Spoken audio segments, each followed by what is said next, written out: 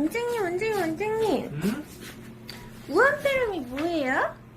우한폐렴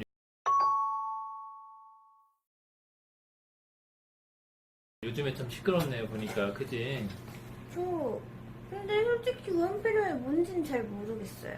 그 우한폐렴은 그 중국의 우한이라는 지역에서 생긴 폐렴이지.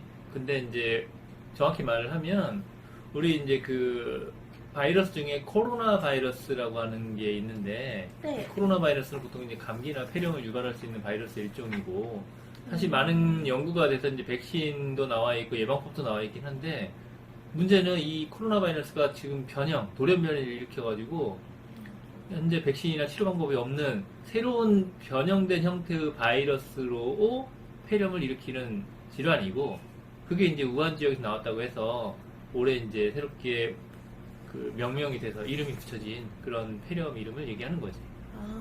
음. 그러면 감기랑 우한폐렴이랑 어떻게 구분해요? 사실 구분이 그렇게 쉽진 않지.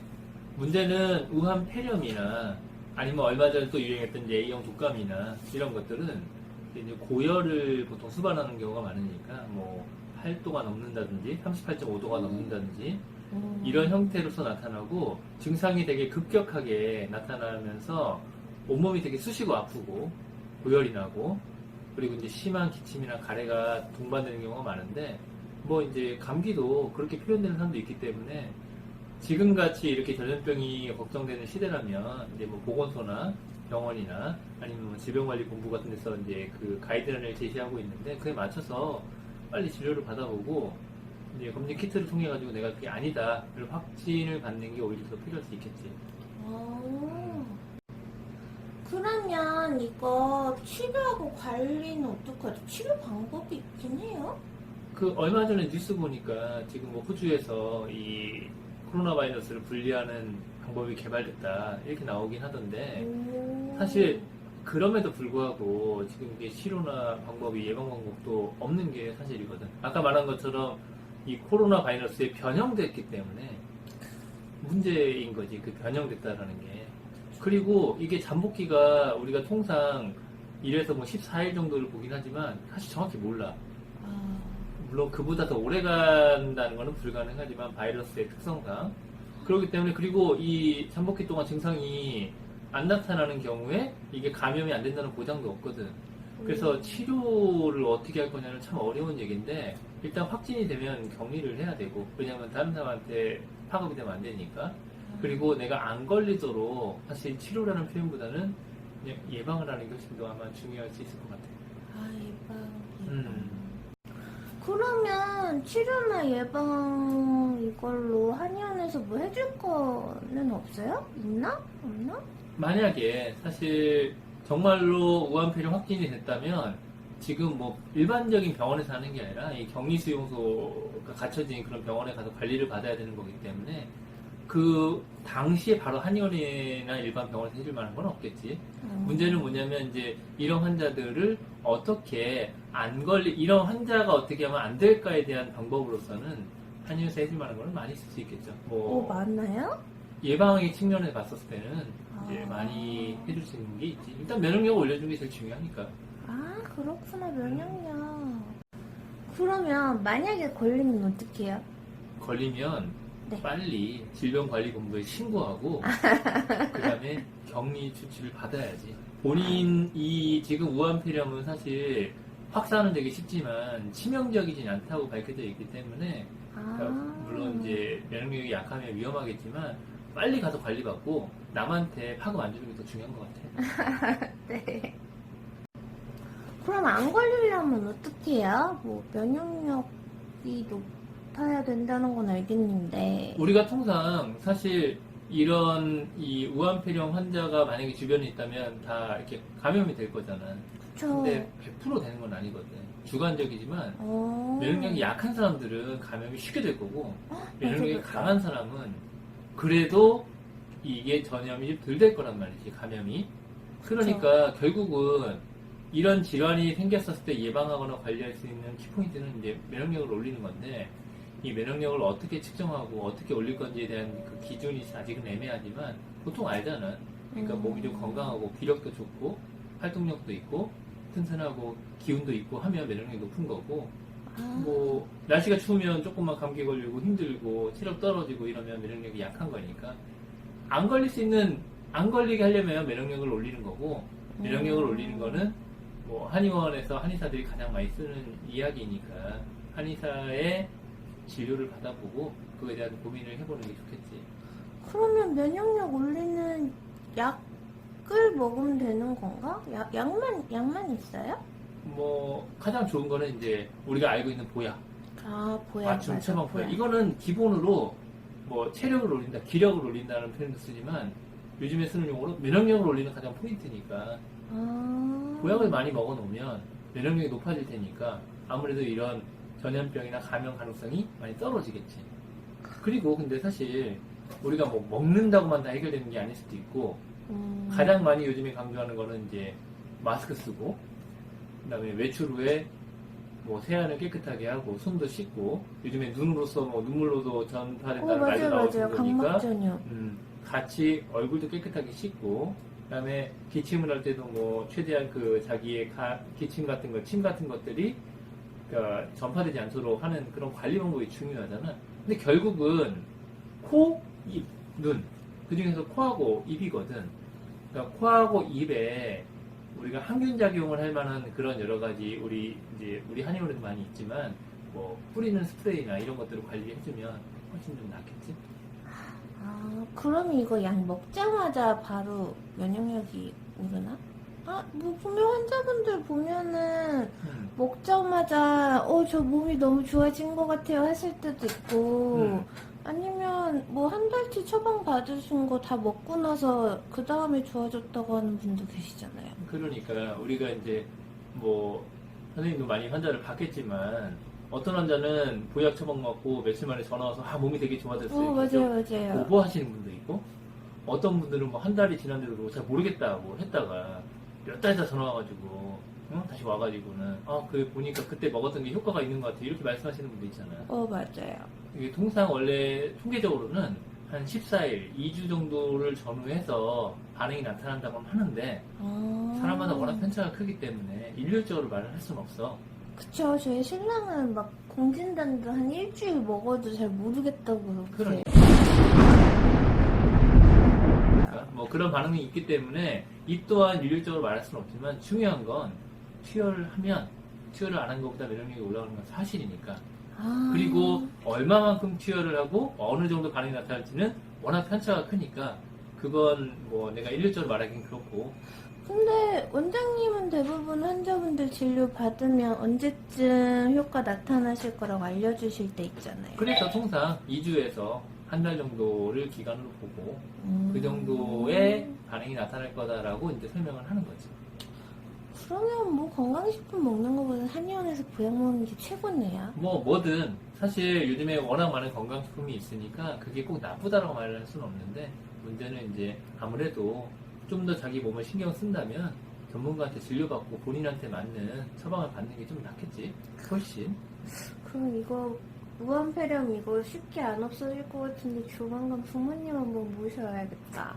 문제는 아까 말한 것처럼 이 면역력이 약한 사람들이 보통 연세가 많으신 노인들 또는 맞아요. 아이들에 좀 더 많으니까 물론 젊은 사람은 면역력이 강하다 다 이렇게 말할 수는 없는데 그래도 우리가 이제 항상 이런 전염병이 이제 문제가 생기면은 노인들하고 이제 아이들이 그 흔히 말하는 이제 치명적일 수 있는 거니까 그런 분들 좀 더 신경 많이 써야겠네. 알겠어요.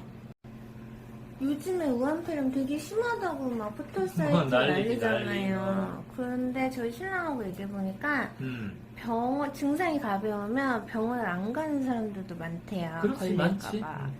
그냥 근데 생각해보니까 막 엄청 심한 거 아니면 병원 안 가고 해열제 같은 거 먹고 열나면 그냥 집에 짱 박혀 있는 게 낫지 않나요?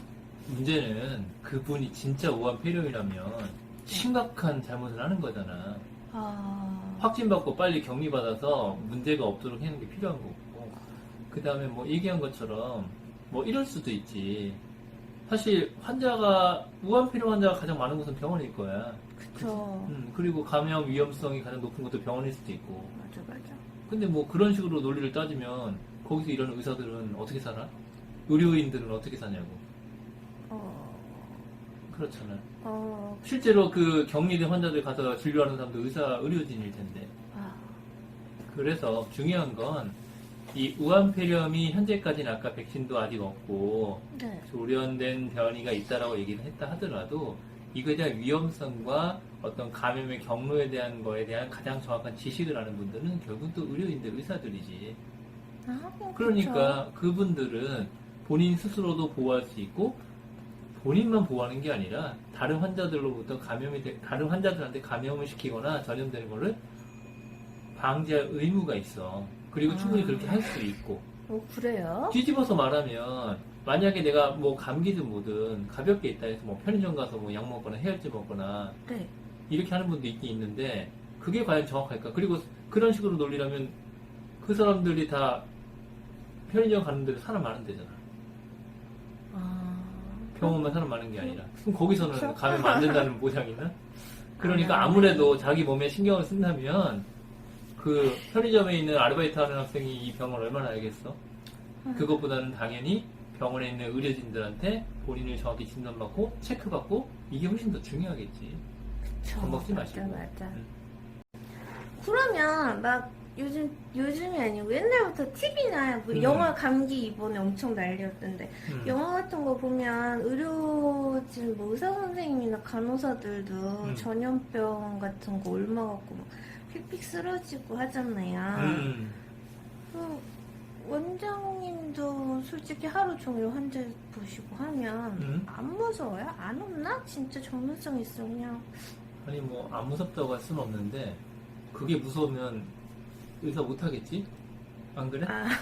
그리고 사실 이제 가장 좀 안쓰럽고 좀 힘드신 분들이 정말 요런 상황에서 밤낮을 가리지 않고 이 감염 환자를 격리시키고 그리고 진료하고 이런 정말 그런 분들이시고요. 근데 그런 분들이 뭐 멸균의 개념이 없거나 뭐 에이세틱 개념이 없는 게 아니잖아.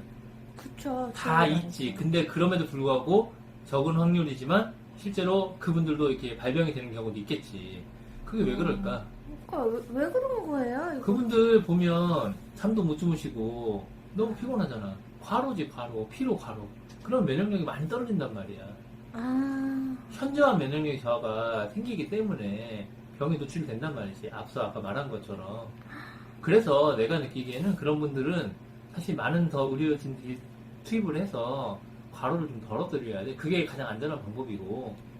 사람이 24시간 내내 일하면은 안 쓰러지나?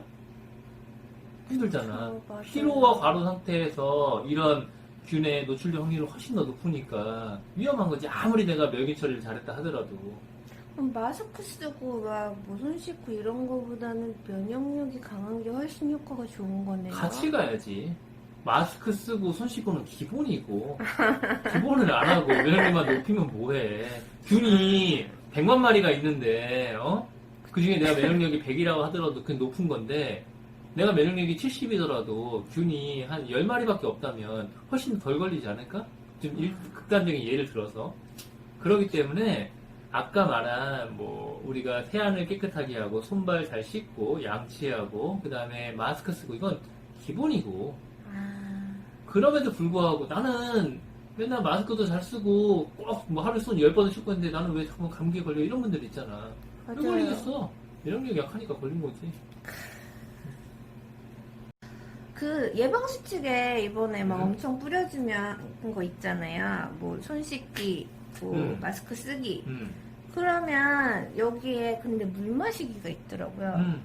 수분 섭취가 중요하다고 막 이렇게 써있는데 제가 저번에 다이어트 하는데 맹물 먹는 게 최고라 그래갖고 마셔봤는데 저는 진짜 맹물 진짜 못 먹겠어요. 그래 내가 봐도 정말 안 먹더라.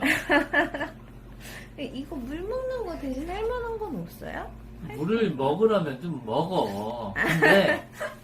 근데 뭐 잘 못 먹는 분들 있지. 습관적으로 안 먹는 분들은 맞아요. 이런 전염병 예방하려면 네. 우리 저 한의원에 입에다 뿌리는 구강 스프레이 있잖아. 그거라도 열심히 뿌리면 좀 훨씬 더 나아. 도움이 돼. 그거 열심히 뿌려. 그렇구나. 그럼 저희 스프레이로 막 이런 거는 그쵸. 저 솔직히 감기 같은 거 열 막 오르면은 급할 때 이비인후과 가가지고 항생제 받아먹는데 음? 저런 것들은 뭐 해도 별 부담이 없잖아요. 우리 거는 다 알다시피 한약재로 만든 거잖아. 그러니까 뭐 내성이 생길 확률도 없고, 응? 오래 써도 안전하고 하니까 열심히 뿌려.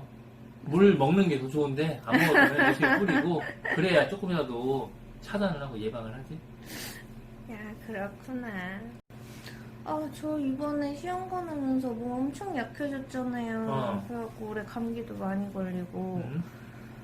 그러면 저는 면역력 관리를 어떻게 하죠? 어떻게 하지? 보약 먹어. 지워준다니까. 맛이 쓰다고 안 없어. 먹잖아. 맛이 없어. 맛은 없어. 애도 아니고. 아이, 그래도. 덜 쓰게 해드릴 테니까 그렇다고 꼭 필요한 쓴 약을 내가 뺄 순 없잖아? 애기들 먹는 것처럼 해주시면 안 돼요? 알더라고. 우리 이제 실장님하고 몸이 좀 다르니까. 응? 대신 내가 최대한 감안해서 덜 쓰게 할 테니까 잘 지켜 먹고 다른 선생님도 마찬가지야. 선생님들이 힘을 내가지고 체력이 좋고 건강해야 환자들도 믿고 따라오지. 맨 빌빌거리고 아프고 하면 환자들이 따라오겠어? 약을 먹어야겠죠? 잘 지켜 먹어봐. 면역력 올려야지. 네. 다음에 또 궁금한 거 있으면 여쭤볼게요. 그래.